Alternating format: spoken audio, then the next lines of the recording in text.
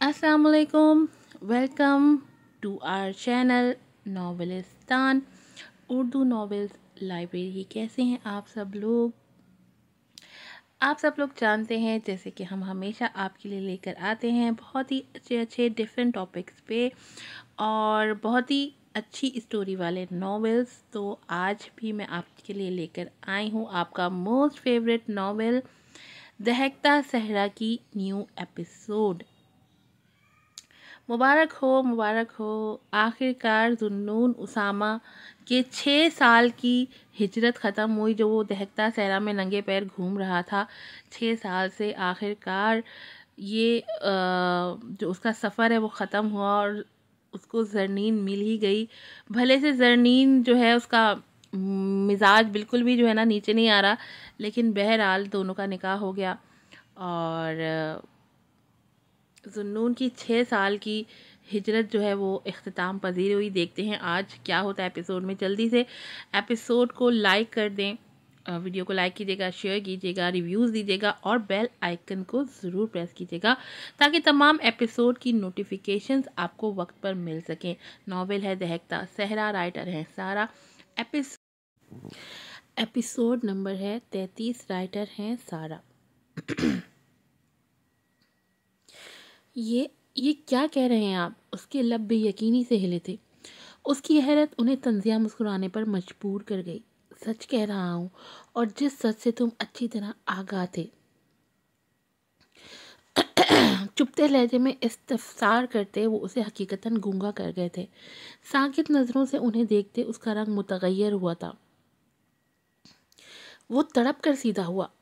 नहीं, नहीं, बिल्कुल नहीं, मैं इस बारे में कुछ नहीं जानता। लबों को तर करते वो बमुश्किल अपनी सफाई दे पाया, जिसने उन्हें हैरान कर दिया।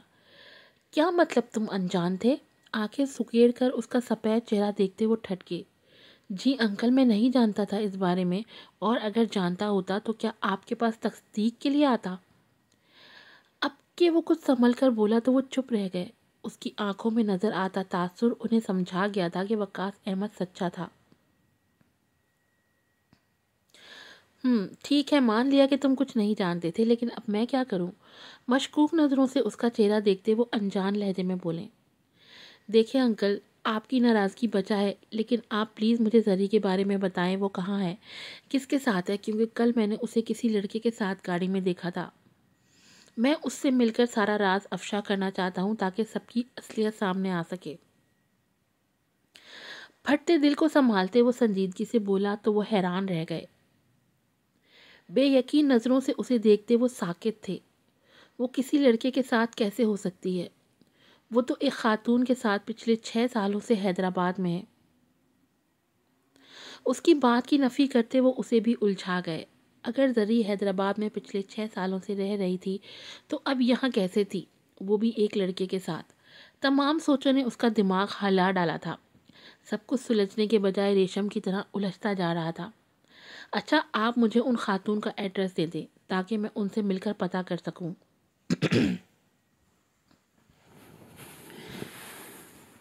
काफ़ी देर तक जब कोई सिरा हाथ ना आया तो वो जल्दी से बोला।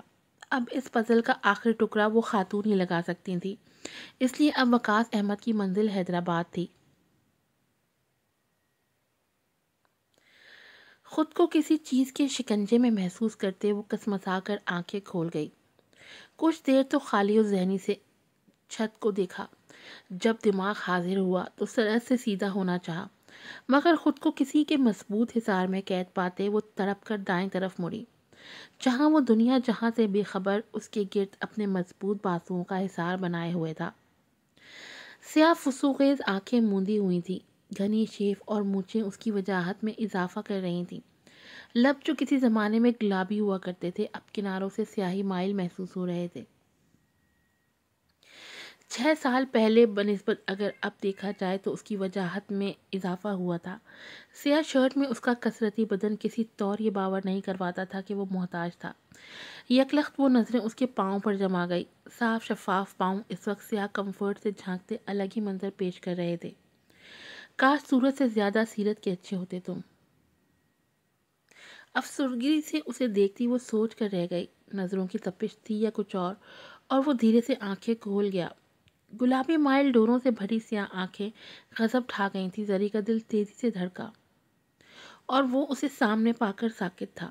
وہ جو کبھی خوابوں میں آیا کرتی تھی آج اس کے بازوؤں میں سانس لے رہی تھی۔ اس دلکش منظر نے اسے پوری طرح اپنے حصار میں لیا۔ خمار آلود نظروں سے اسے دیکھتے اس کا دل شدتوں سے دھڑک رہا تھا۔ اس کی لو دیتی نظروں پر وہ سرس سے نظریں چراتی اس کا بازو خود پر سے ہٹانے لگی۔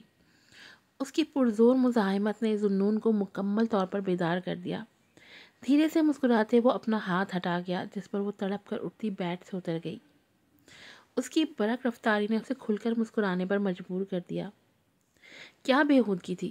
اس کی بے باک نظروں کو سہتی وہ چٹک کر بولی۔ کیا؟ کون سی بے ہودگی؟ لب دانتوں میں دباتے وہ انجان بھر کر بولتا اسے تبا گیا۔ آئندہ مجھ سے دور رہنا، سمجھے؟ انگلی اٹھا کر اسے وارن کرتے وہ اسے دلکشی سے مسکرانے پر مجبور کر گئی۔ سوری مسز، یہ تو پاسبل نہیں ہے۔ کچھ اور کہتی تو میں مان بھی لیتا۔ شانے اچکا کر بے نیازی سے بولتا وہ اسے زہر سے بھی زیادہ برا لگا تھا۔ مزید اس کی مسکراہٹ نے جلتی پر تیل کا کام کیا۔ کیوں پاسبل نہیں ہے؟ اور مجھے مزید کچھ نہیں کہنا تم سے؟ بہتر ہوگا جو کہا ہے اسے مان لو، ورنہ دانت پیس کر بولتی وہ انگاروں پر لوٹ رہی تھی۔ بھوری آنکھیں دہک اٹھی تھی۔ اس کی ایسی حالت نے اسامہ کو لطف سا دیا۔ تبھی تو اس کی بات کاٹتے وہ چیلنجنگ انداز میں بولا۔ لبوں پر تپانے والی مسکان مچل رہی تھی۔ ورنہ پہلے تو 6 سال لگے تھے مجھے ڈھونڈنے میں، اب ساری زندگی ڈھونڈتے رہو گے۔ چبا چبا کر بولتی وہ اسے تپا گئی۔ ساری ہنسی پل میں غائب ہوئی تھی جسے محسوس کرتی وہ تنزیہ مسکرا کر واش روم کی طرف گئی۔ پیچھے وہ پیچ و تاب کھاتا رہ گیا۔ آئی بڑی ساری زندگی کی کچھ لگتی۔ غصے سے بڑبڑاتے وہ واش روم کے بند دروازے کو گھور کر رہ گیا۔ سیدھے ہوتے انٹرکام بجا کر برش کو بلایا جو اگلے 5 منٹ میں جوس کا گلاس لے کے حاضر تھا۔ Good morning sir. مؤدب لہجے میں اسے مارننگ وش کرتا وہ اس کا پارا ہائی کر گیا۔ کیسی گڈ مارننگ؟ جو وہ بڑے اطمینان سے برباد کر چکی تھی۔ غصے سے سوچتا وہ سر ہلا گیا۔ ڈریس ریڈی کرو، میں تھوڑی دیر تک شاور لوں گا۔ اکھڑے لہجے میں اسے حکم دیتا وہ اس کا بڑھایا ہوا جوس تھام گیا اور وہ وارڈروب سے اس کے لیے کپڑے نکال کر باہر نکل گیا۔ گھونٹ گھونٹ جوس پیتے اس کے ماتھے پر گہرے بل تھے۔ کتنا اچھا موڈ تھا جس کا بیڑا غرق کرنے میں اسے 5 منٹ بھی نہیں لگے تھے۔ ایک ہی سانس میں جوس پیتے اس نے اپنے اندر لگی آگ کو کم کرنے کی ادنا سی کوشش کی۔ کھٹکے کی آواز پر سامنے دیکھا جہاں وہ گیلے منہ اور ہاتھ سمیت کھڑی تھی۔ زرد لباس میں وہ بال سمیٹے دھلے چہرے سے کہیں بھی شادی شدہ نہیں لگ رہی تھی۔ گہری نظروں سے اسے دیکھتے وہ ٹھٹکا۔ شادی شدہ؟ شادی بھی کون سا عام شادیوں کی طرح تھی۔ سر جھٹک کر تنزیہ انداز میں مسکراتے وہ گلاس ٹیبل پر رکھتا اپنا سیل فون چیک کرنے لگا اور وہ جو اس کی لو دیتی نظروں پر پزل ہو رہی تھی اسے اپنے سیل پر متوجہ دیکھ سکھ کا سانس لیتی آگے بڑھی اور بیڈ پر پڑا اپنا دوپٹہ اوڑھا۔ ٹھیک ہے، تم سب ریڈی رکھو، میں 10 بجے آفس پہنچ جاؤں گا۔ فون پر اپنے کسی ماتحت سے کہتے اس کا لہجہ خاصا سرد تھا۔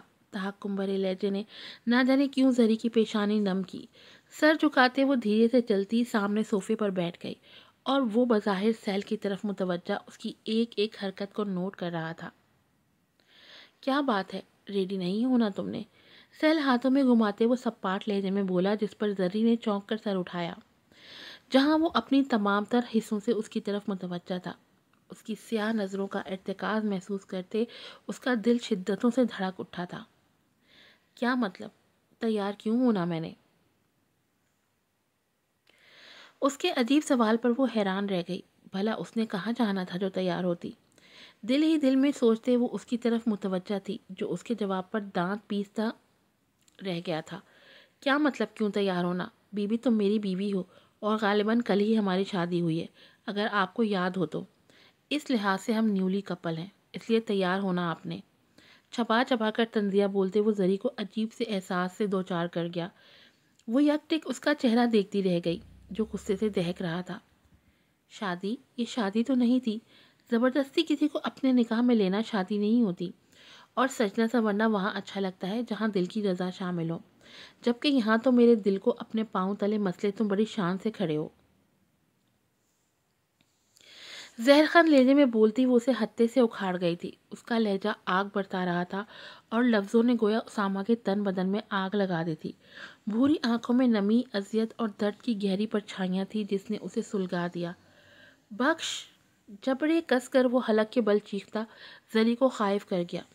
خوفزدہ نظروں سے اس کا چہرہ دیکھتے اس کا دل تیزی سے دھڑک رہا تھا۔ جو غصے کی شدت سے سرخ ہوتا دہک اٹھا تھا۔ سیاہ آنکھوں میں غضب کی سرخیاں تھیں جنہیں محسوس کرتے زری کا رواں رواں کانپ اٹھا تھا۔ اس کی دھاڑ پر بخش سرعت سے حاضر ہوا۔ بے دردی سے زری کو اگنور کرتے وہ بخش کی مدد سے ویل چیئر پر بیٹھا۔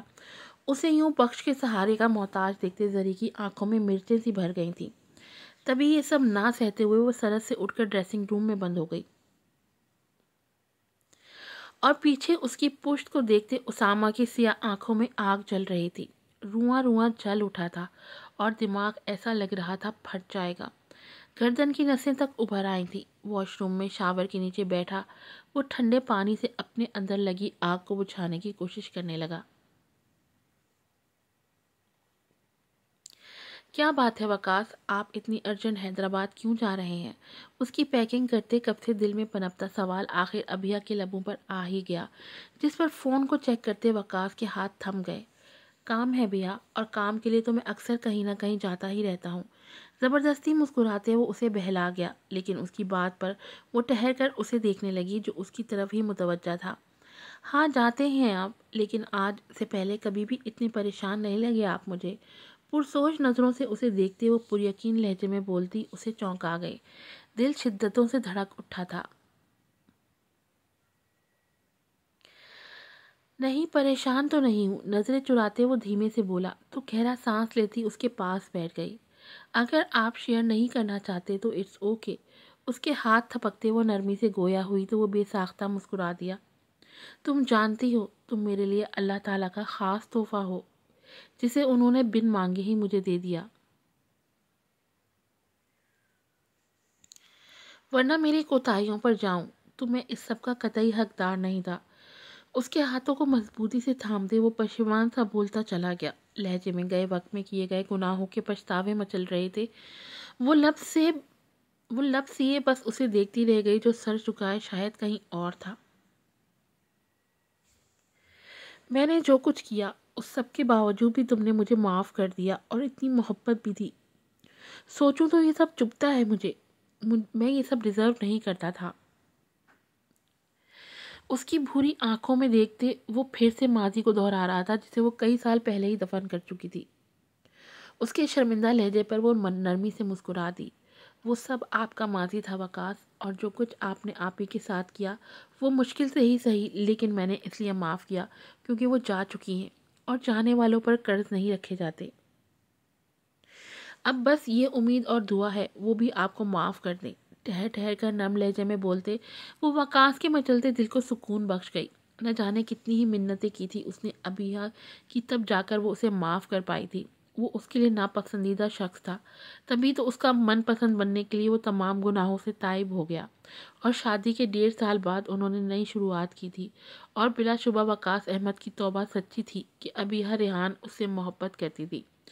تھینک یو سو مچ بیا، بس دعا کرو زری مجھے معاف کر دے۔ بے بس لہجے میں بولتے اس کی آنکھوں میں پچھتاوے کی آگ دہک رہی تھی۔ انشاءاللہ، پر یقین لہجے میں بولتی اس کی آنکھوں میں نمی سی لہرائی تھی۔ اب جلدی سے مسکرا کر دکھاؤ اور 2 کپ کافی لے آؤ، مل کر پیتے ہیں۔ جلدی شاباش۔ اس کی آنکھیں صاف کرتے وہ سرعت سے موضوع بدل گیا۔ اس کی جلدی مچانے پر وہ دھیمے سے مسکراتی اٹھ گئی۔ میں انشاءاللہ زری کو لے کر آؤں گا بیا، بس وہ ایک بار مل جائے۔ سامنے دروازے کو دیکھتے اس کے لب امید سے بڑبڑائے تھے۔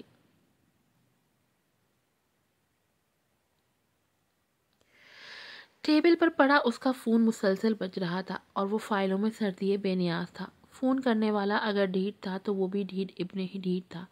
مجال ہو سیل فون کی وائبریشن سے اسے کوئی فرق پڑا ہو، بے نیازی سے اپنے کام میں مشغول رہا۔ یس کم ان۔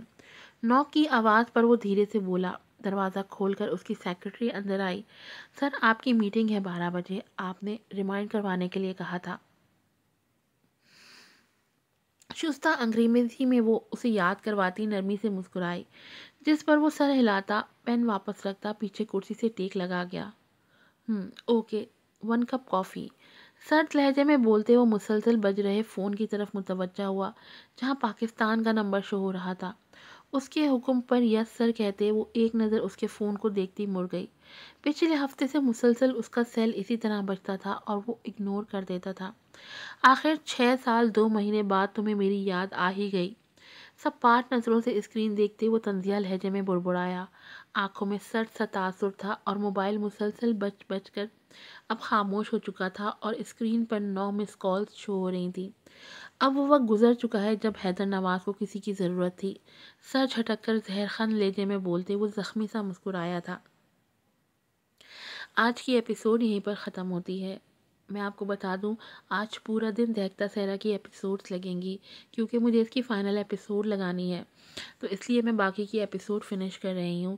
تو آج پورا دن آپ لوگوں نے چینل سرچ کرتے رہنا ہے، ہر 1 گھنٹے بعد 2 گھنٹے بعد اس کی ایپیسوڈ لگے گی۔ پھر ملوں گی آپ سے نئی ایپیسوڈ کے ساتھ۔ السلام علیکم۔